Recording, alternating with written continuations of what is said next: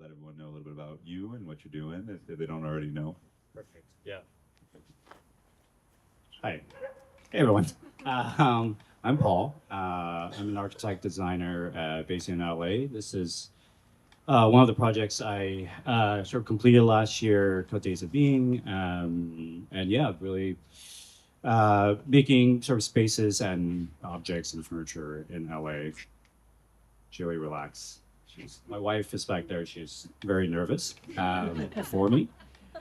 Um, and yeah, Great. yeah, you're doing great, Joey. And yeah, and just thank you, Ben, for coming out from New York, and thank you from Programa for kind of making all of this happen. And I've been a long time user, so this is a great opportunity to sort of talk about design and just sort of have this conversation going. It's really fun. Thank you. Hi, everyone. My name is Anton Yupangco. I'm the director of projects for Kelly Wearstler. I've been there since about 2019. Prior to that, I worked for about 5 years at Post Company in New York, and then also at SOM. So, yeah, relatively recent transplant to LA, but love seeing kind of all the work that's going on here in the space of design. Thanks to Dezeen and to Programa for having us. Looking forward to a conversation. Thank you. Hi, everyone. Promise I'm not about to spring like a 30-minute software presentation on you all. That's definitely not my idea of a party. But I just want to thank Dezeen for partnering with us on this one. Paul, obviously, for lending us your beautiful space for tonight. So the incredible thing about the space that we are in tonight is that it was developed using our software platform called Programmer. I'm a former interior designer, like these guys, which is directly what led us to founding a platform specifically for interior designers and architects, which is all about streamlining like the essential but shitty admin that takes us away from being designers. Like we went to design school to develop our conceptual thinking, to become creative problem solvers, but so much of the time we get wound up in spreadsheets, or we get wound up in chasing people up on email, or we get wound up on God knows what it is, but it's not what we signed up for in design. So Programmer, essentially in a nutshell, we take care of project management, team resourcing, time tracking, product specs, billing, procurement, so that we can get back to where we provide the most value to our clients. And it seems to resonate because we've got close to 10,000 design studios in over 85 countries now using our platform to deliver their projects. So yeah, psyched to be here and psyched to have this conversation because I think it's a really worthwhile one. A lot of the time as designers, we get really hung up in the published, polished, finished product. And I don't think there's enough conversation or enough time spent talking about the real, like, warts and all, like the blood, the sweat, and the tears that actually goes into, crafting these beautiful spaces. So yeah, keen to come up and see what comes out of the conversation tonight. Amazing. Thank you so much. I think a good place to start, and we talked about, and you mentioned it already, Paul, but we can talk kind of about ideas all we want. Maybe we do a bit too much of that sometimes. Not sure where that comes from. Probably guilty of it myself, but I think that a good place to start would just be talking a little bit about this project, since everyone kind of like experienced it and been inside of it. Just kind of how it came about. Just like give us a little bit of the narrative, and then obviously if it could be a good example to also have people realize what exactly Programa does as well. So yeah, like obviously, we don't, not the whole story, we only have so much time, but just, yeah, it maybe too, just like focus on, you were telling us the questions of working with an older house, and I think some people would rather just build new, right? So that's an interesting point too, right? Is just also, there's like an embrace of some of the problems that comes with, we know it's sustainable, it's, it's its heritage, but so maybe with that heading as well, if you could just tell us a little bit more about Days of Being. Sure. So this project sort of started 2 years ago, and when it came across the property, it was sort of this quintessential Los Angeles like craftsman house, but it was it's built in the 1920s, so it was over. Yeah, come on in. So yeah, it's over like 100 years old when I sort of came across it, and I guess what sort of attracted me to the project And this is sort of my personal take on like new build versus renovation too. Is I think there's a kind of narrative, a soul, a history to older houses that's worth preserving, and that quality just we can't like replicate that in design or new design. And so a lot of time, as an architect, I actually rely on kind of what the existing infrastructure or architecture there is and kind of leaning on that kind of quality is really just to kind of can we peel that back. And you know, initially when I came across the project, it appealed to me personally because my grandpa was this guy who just was, you know, the dude that made everything himself of that generation, and I've always sort of really looked up to that quality. And there's an honesty and kind of you know, making things yourself and not necessarily just like, oh, like buying a new thing or like just that kind of thing where I'm like, oh, there is a tactility to that. And when I saw this house, I was like, oh, this is it. Like I can like peel back kind of, you know, like a lot of the times like there's a wall in the middle of the sort of living room that used to be there, and we sort of opened that up and the whole layout was a bit different. But at the same time, as we're going through the process, the demo process, you know, we like demo the ceiling, and we like saw these beautiful joists that are actually 2x4s. Like Anton and I, this is just one of those things architects nerd out about, which is like a 2x4 is an actual like 2" by 4" versus like whatever it is they sell. Yeah, the nominal stuff they sell at Home Depot now. So it's kind of like, oh, that's like super cool.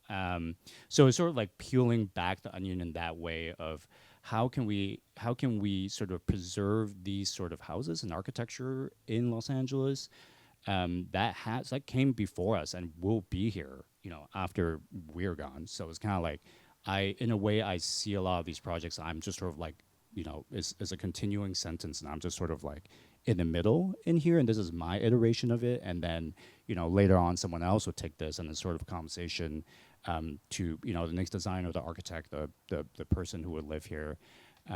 So yeah, I mean, and you know, just in terms of process, Programa sort of played a big role in sort of helping me organize like the way that all these finishes have to be kind of like played out. And there's, you know, I used it from the beginning of like what the paint is, what the cork finish, all that kind of stuff. So it's really, you know, like Zoe was saying, sort of like, you know, a lot of our job is initially quite romantic and poetic, and when it comes down to it, is admin heavy, and that sort of helped with that. So yeah, that's kind of the project. You know, after this talk too, I'm happy to give a more tour of the space if anyone's interested, and we can just talk about the more specific kind of layout and design too.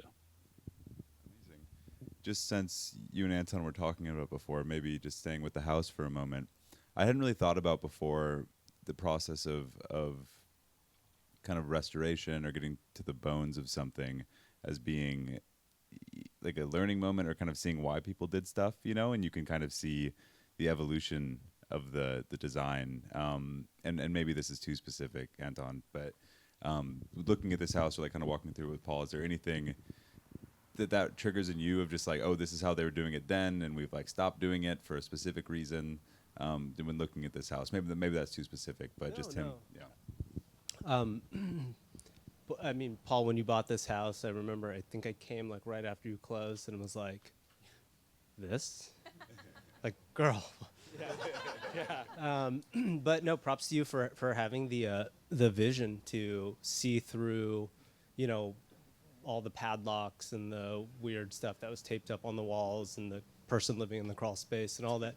I think, honestly, I mean, this is, you know, you're saying maybe it's too detailed. I think one of the most interesting things about this, and you don't see it, is when you were, one of the struggles that you had when you were working on this is that your water main doesn't go there. Yeah. Like this to me is like the house is on Lexington. That's the main. Actually, your main goes there because your lots are cut. These lots were cut in a very particular way, and you know, you working on the house allowed you to uncover that little bit of, oh, that's a quirk that actually is like a historical quirk of how these lots were originally laid out and what the tax lots are. And for whatever reason, it is configured the way it is now. But that was just a little insight into a component of like the history here that you would never see, never think of, all because of like waste plumbing, So, Anton and I, when we were here together, I remember we were literally sitting there and like debris was like falling on our head, and just like, is sometimes it's sort of hard to see what the end result is, and I think as an architect and a designer, a lot of the times it's sort of like having the sort of grit or just belief in that it will be cool, like, because everyone else thinks you're like insane. I feel like sometimes it can border on delusion, but Yes. like you've got a lot of conviction around it, Right. Yeah. It's one of those things where you see it in your head, and it's almost like you just want to like prove it, be like, this is gonna happen, and it's gonna be really cool. So yeah. I want to stick with this idea of seeing it in your head, or keep kind of put a pin in that for just a moment, and just stick on the renovation side for a second. And I'm interested with the software and with some of the logistics stuff. It's always interesting to me how far people will go to find period correct things.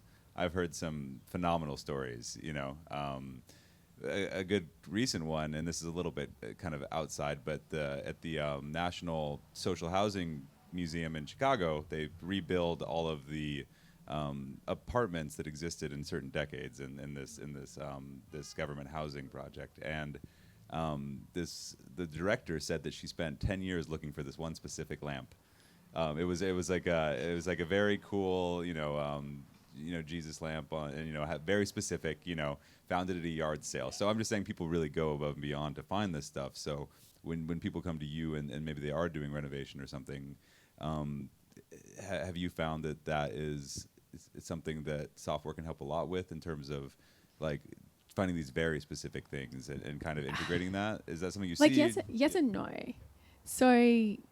So much of that like treasure hunt is such a humanistic process. It's about talking to your existing connections or getting on Facebook Marketplace, or I know a guy who knows a guy who's got a Jesus lamp sculpt. Like Even like a material too. That was like a yeah, very yeah, extreme yeah, example. yeah. But I think what that does kind of hark back to is that ultimately we're just so detail focused, right? And it's almost like the dedication that we've got to the craft and the outcome is just insatiable.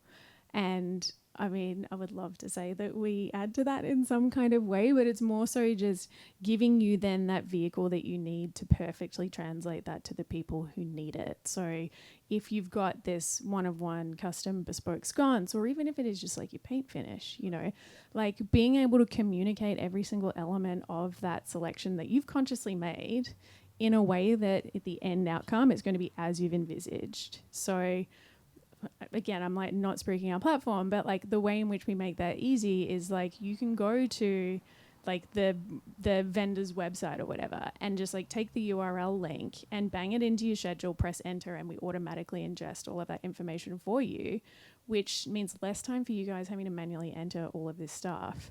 The information is complete for the people who need to read it. And again, you've got like all of this time back in your day. Like, what are you going to do with it? Take on more clients, become more profitable, do more work, or give yourself a bit more time, space, and grace to put into sourcing that perfect part of the flea project. market on the That's Saturday. it. Yeah. I mean, it's interesting to me this idea though of using what we have now to help us like re-achieve goals. I was recently doing a tour of the Waldorf Astoria building that SOM spent 7 years doing. Maybe you even knew some people working on that. But they told me something interesting is that at the time the architects had this vision for the lighting. I think it was in the ballroom or one of these big cavernous spaces. And it ended up that it didn't work then. And talk about kind of like, worst case, best fix. So over the years, they would put all these kind of additional lighting fixtures below it to actually illuminate the space because it was just too big, it was too dark. But when they were doing the renovation, they realized that the LEDs that they have now could perfectly fulfill the original version, right? So it's almost like forecasting this thing and, sticking with the details. But sometimes the details take a long time to work out, right? Yeah. No. Or oftentimes it's like the first idea that you have, and you're like, no, this came way too quick and easy. Like there's got to be a flaw in this somehow, or there's got to be another product that's a better fit.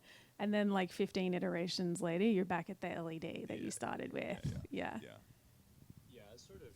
I can speak to that component of it. With this house, it's sort of like these windows that you see were sourced. So these are not original. These I had to. So there's this spot in Pasadena. Shout out to Pasadena Architectural Salvage for the people who know. You know what that spot is.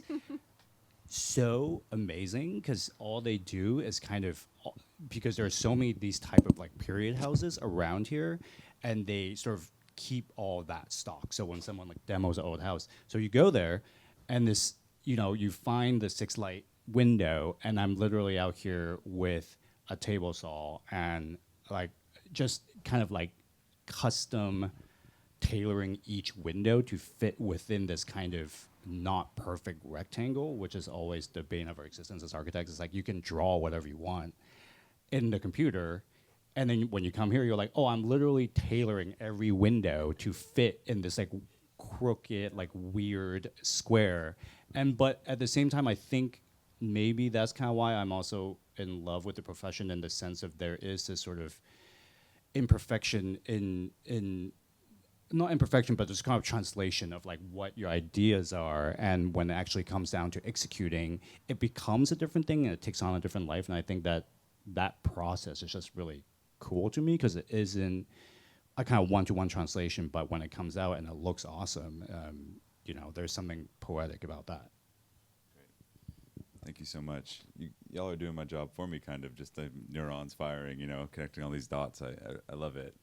But going back to what we were talking about, so obviously with this project and what we've been talking about thus far, labors of love, like you have your vision.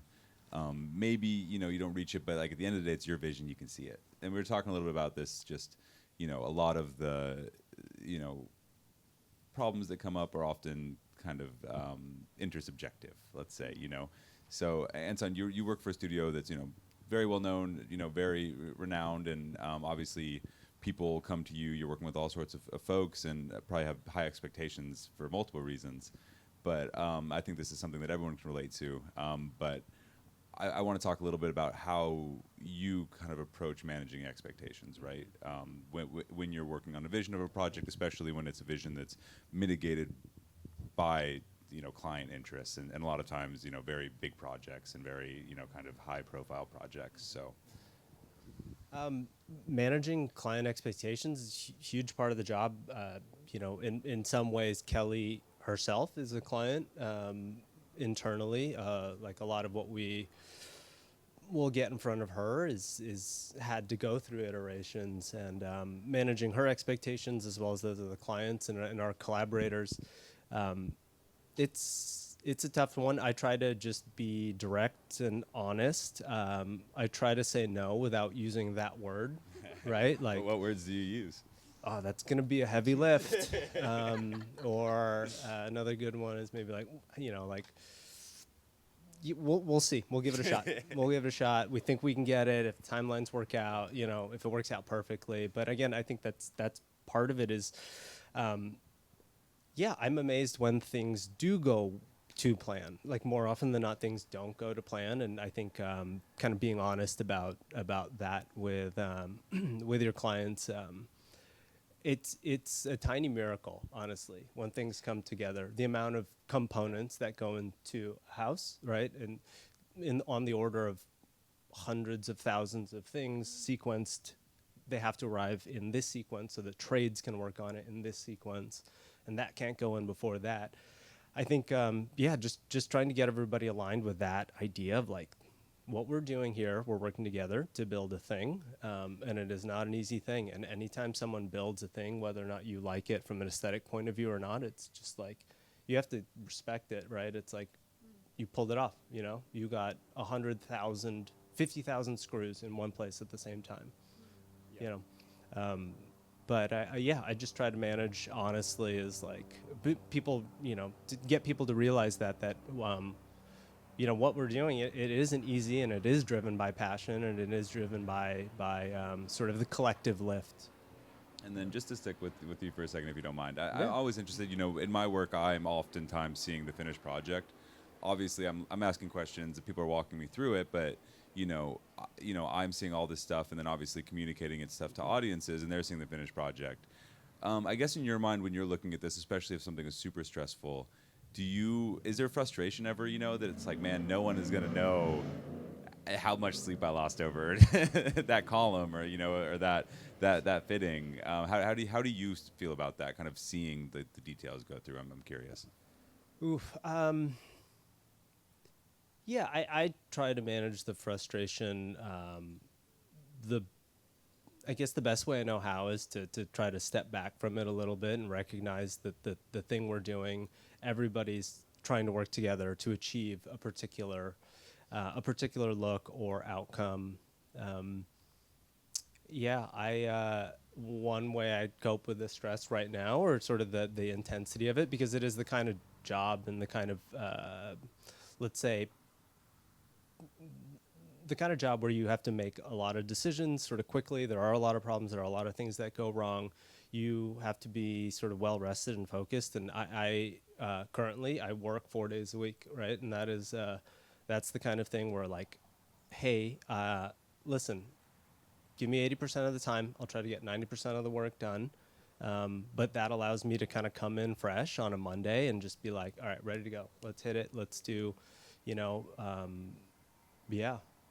I would say that's like a bit of advice. If you can carve time away from yourself outside of the practice, and dedicate towards your other creative pursuits, ones that aren't necessarily like monetized or, in the studio, that's huge for me personally. Well, I'm glad we got there, because maybe it's just the Pacific breeze and just like the locale, but I think that I'm interested, and this is my favorite question that I wanted to ask, is now that Anton's gone, I think that if both of you could also tell us how you unwind, like what do you do to when things do go wrong, like on a personal note, what's your method, what's your ritual?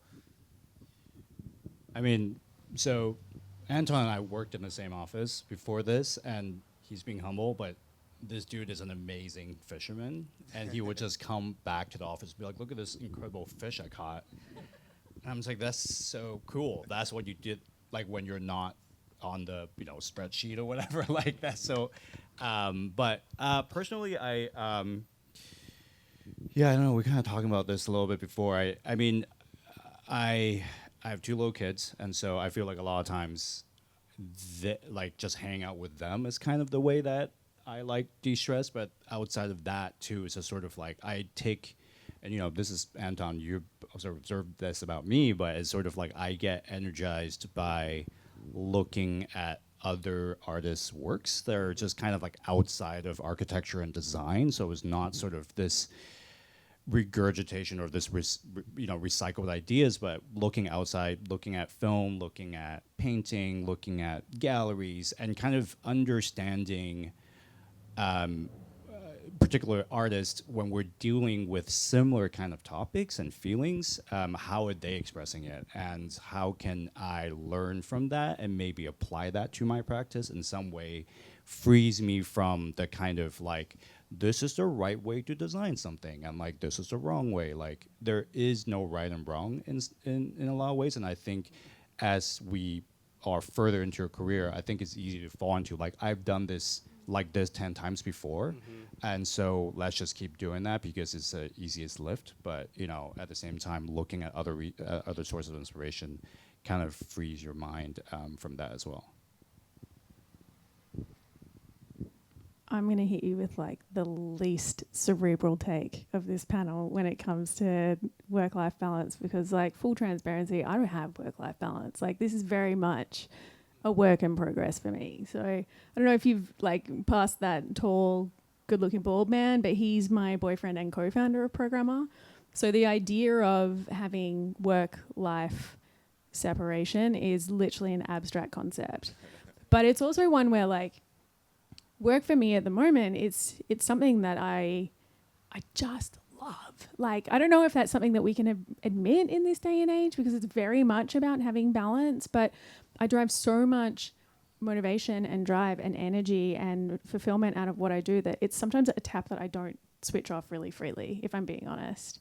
But I have become really good at acknowledging the signals of when I'm starting to get overworked, you know. And when I start to get overworked, because we've got a team in America and in Europe, like I'm replying to Slack messages at 3 a.m. I'm scheduling Google Meets at 5:30 in the morning. I am like a manic fiend for my emails. And it's when I start getting into that pattern of behavior that I'm like, okay, let's pump the brakes. Let's make sure that we're doing all of our things, like we're exercising, we're not drinking during the week, we're taking care of ourselves. But like similar to your point too, like sometimes I just need to take a day off work and like watch 17 episodes of RuPaul's Drag Race back to back to just dissociate from my everyday life. You know, like Paul's going to galleries. I love that for you.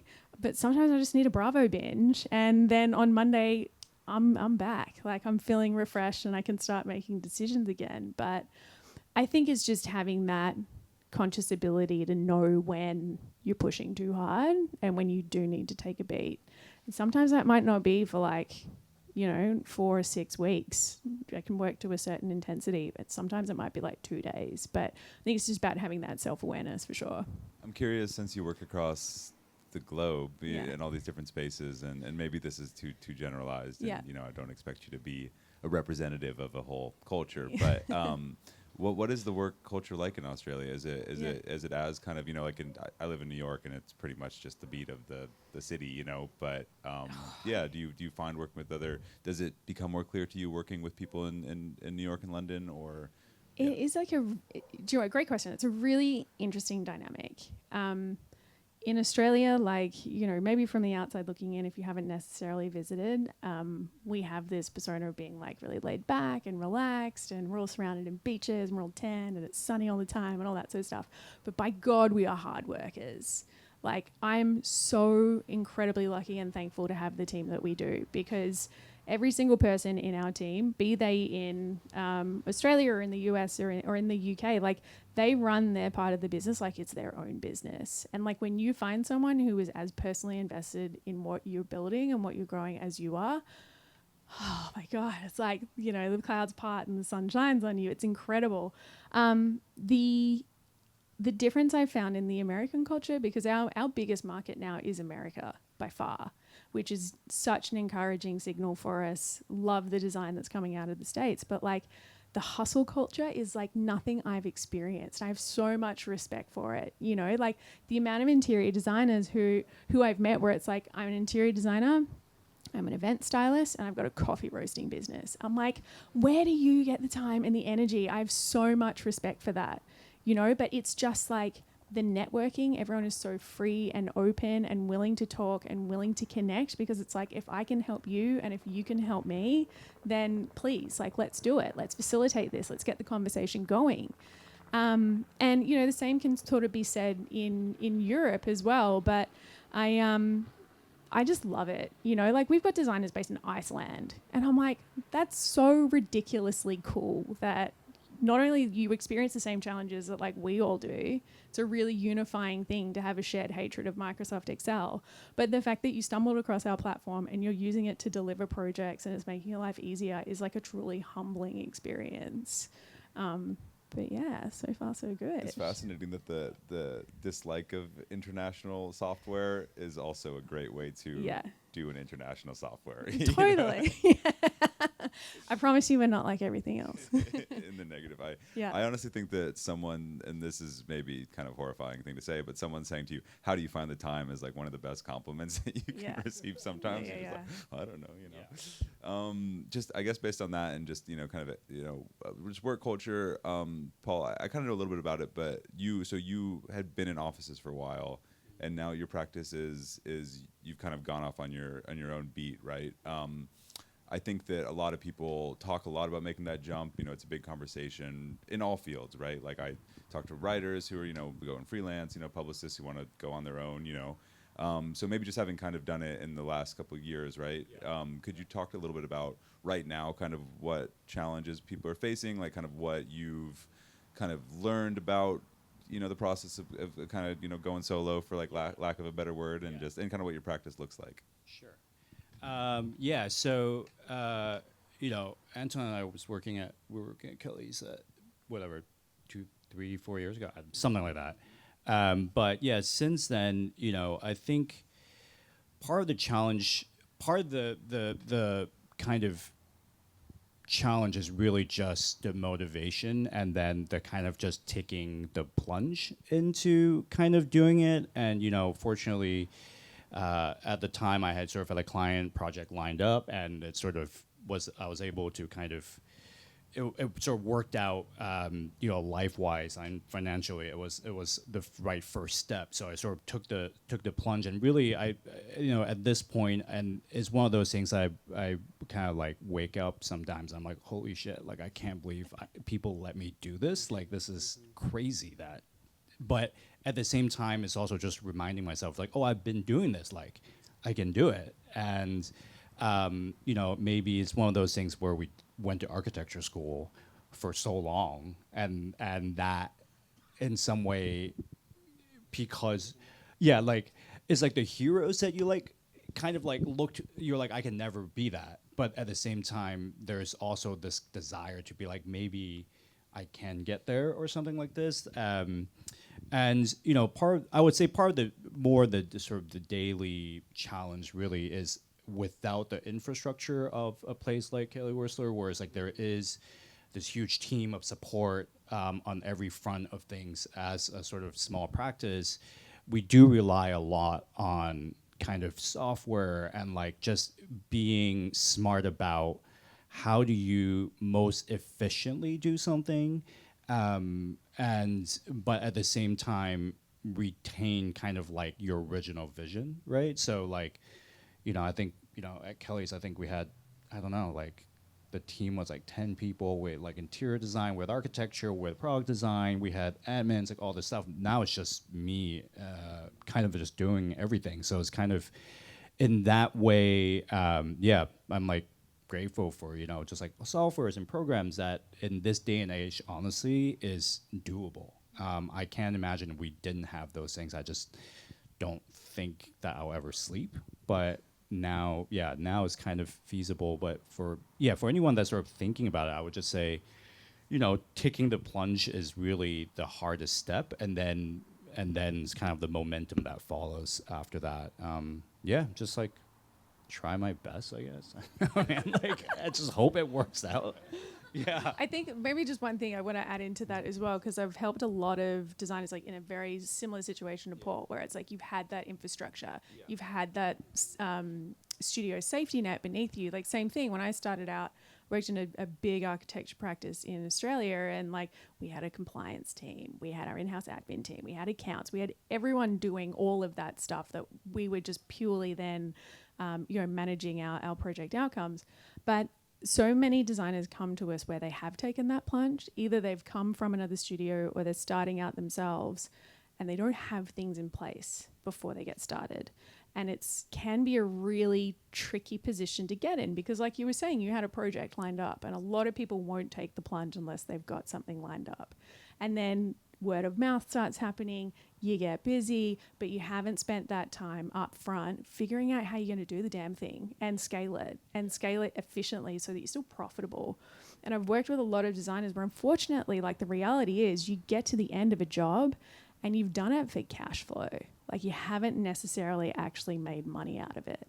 And it's because you've just been too caught up in the doing that you lose track of how long things actually take you to do.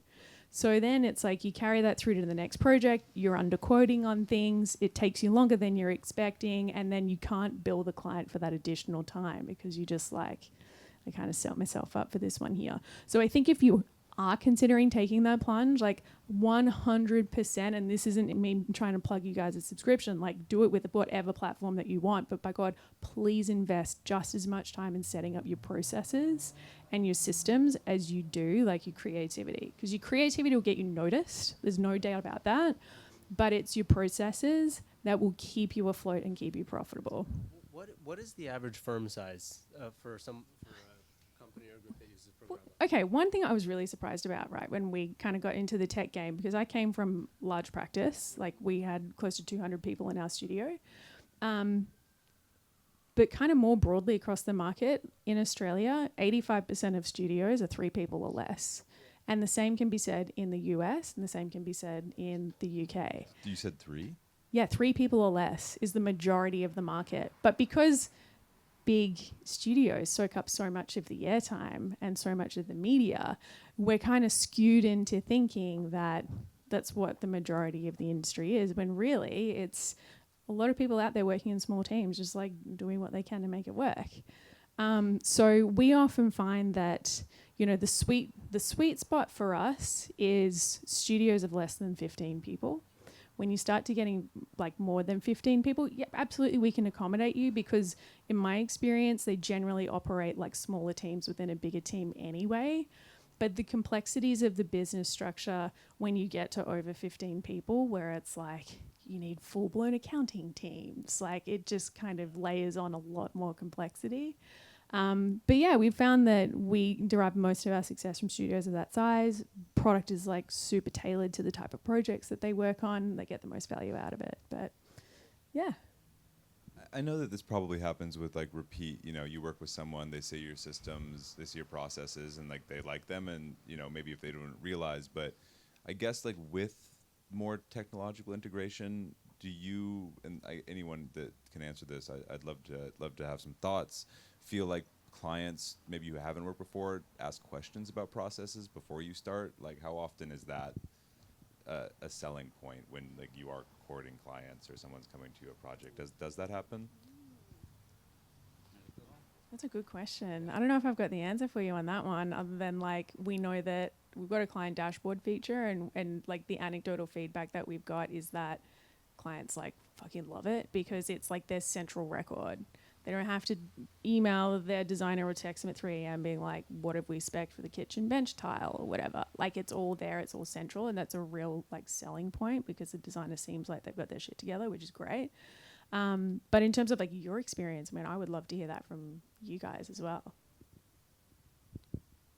I'd say there's one tool in particular that has really been a game changer. I was trying to remember earlier, we were talking what we did before Zoom. I was like, we had to call a number, right? And then you announced your name, and it was like, Anton has joined the call. Yeah. And I was just trying to remember, like, previous to you know, Zoom, what we did. And in our international projects, because most of my projects right now are international, right now, there is like a kind of plug-in on Zoom that allows for live captioning and live translation. So I'm working on a project in Courchevel, France, where I can't. The contractor and I literally do not speak the same language. You know, there's a mutual respect. Like I know his woodwork, his craft is going to be amazing. It's going to be on point, but like the communication aspect leaves something to be desired. So for, you know, tomorrow morning, first thing in the morning at 8 a.m., I'm going to go in and I'm going to have a meeting fully in French, but I'm going to read the captions as he's talking. I'm going to speak a little slower. It's going to translate for him, and he's going to read what I'm saying in French. And it's allowed us to do projects like that and convince the client that, like, you know what, you could do this. Like, you know, I don't speak French, but we're figuring it out. And we're working, and, you know, little tools like that are like little gems. You're just like, oh, this could actually change how you know, a small firm, you know, KW isn't the smallest firm, but, you know, even a firm like that where we don't have, let's say, foreign language expertise, can just fully shift the playing field. Maybe from this talk, we're going to do the technological first impression, you know, with the client. If you come and have that first meeting, they're like yeah. You said, like, even if you maybe don't, but like, it seems like they really have their shit together, you know, like that's a nice thing. Yeah, thanks so much. Super fascinating. I haven't really had a chance to use also Apple is not a sponsor of this either, right? You know, of this live translation stuff, but it's crazy to see how good that's become. I still think we should try to learn some other languages, you know, but who's got the time, right? So I kind of wanted to end on a little, or you know, we can kind of start to end. We're getting near just on kind of a little bit of a heavy thing, and of like some of the constraints and working with this. Just when we're talking about problems that come up, things that come out from the outside that you can't have anything to deal with. But I'm interested kind of what conversations you guys are hearing about some of the big furniture tariffs that are being levied right now.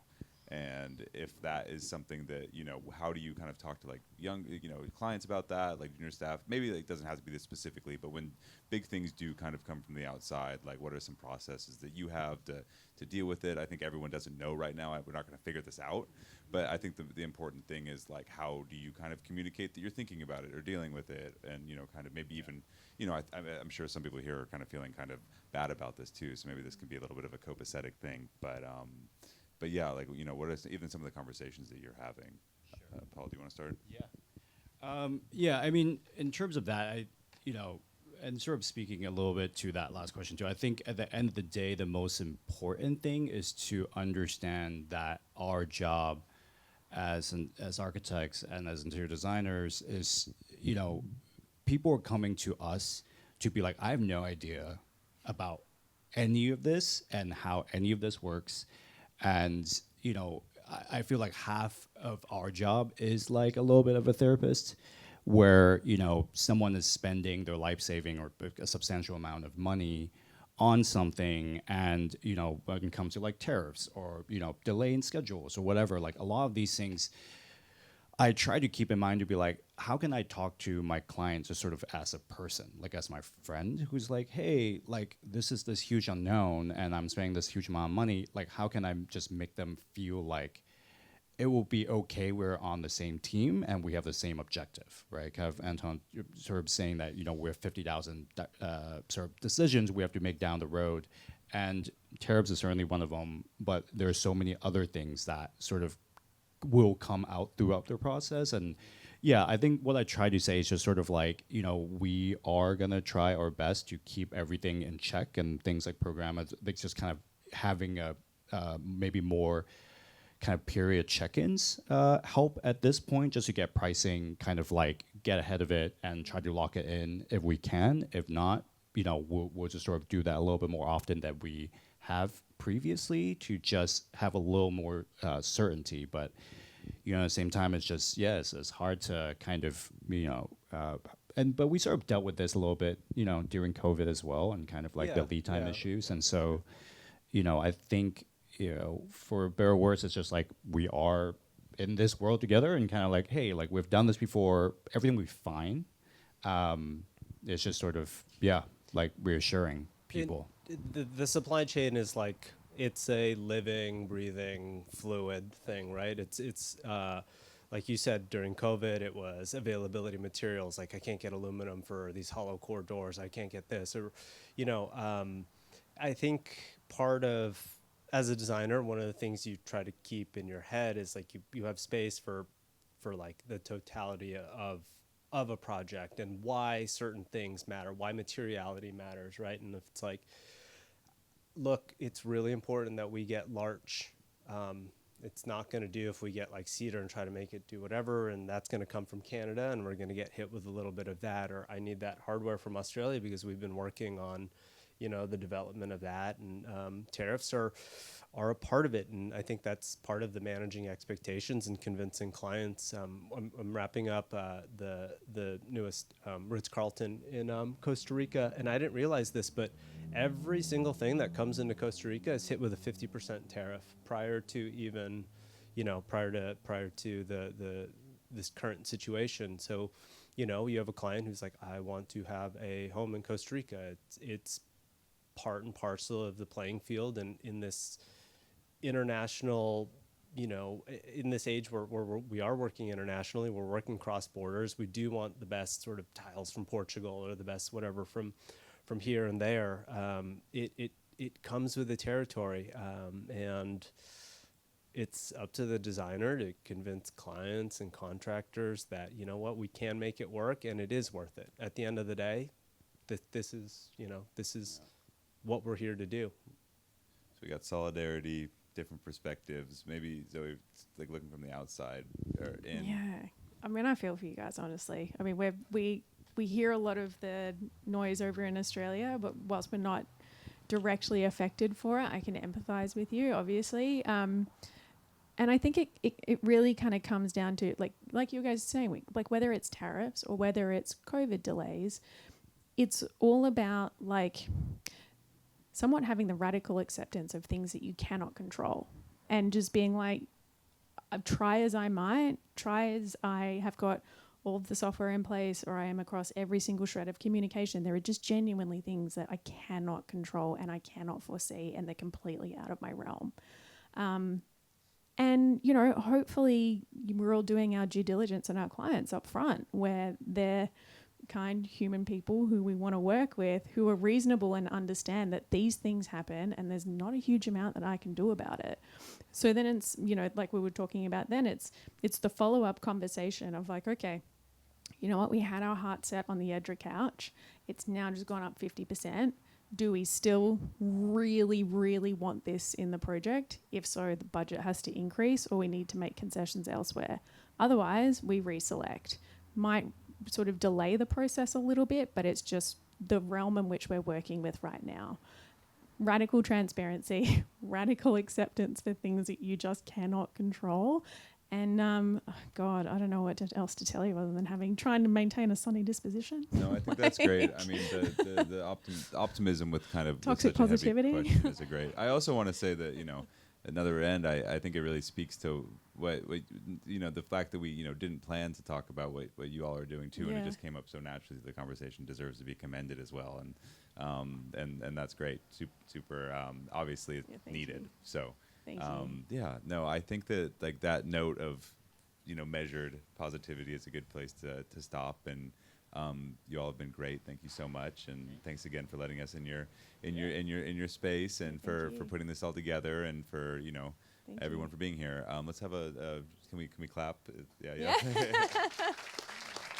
I just want to say as well, if anyone, we put together like a little zine or a little coffee table book. So if anyone wants to take one of those, they're totally free. They're a little keepsake. Yeah, I hope you enjoyed. Thank you so much. Table, by the way, it's amazing. Can't take the table. Yeah. Thanks to all of you for coming too on this Sunday night and spending time with us. We're hanging out for a bit, I think, right? And everyone will be around for kind of questions, so just we can chat. And thanks again. Appreciate it.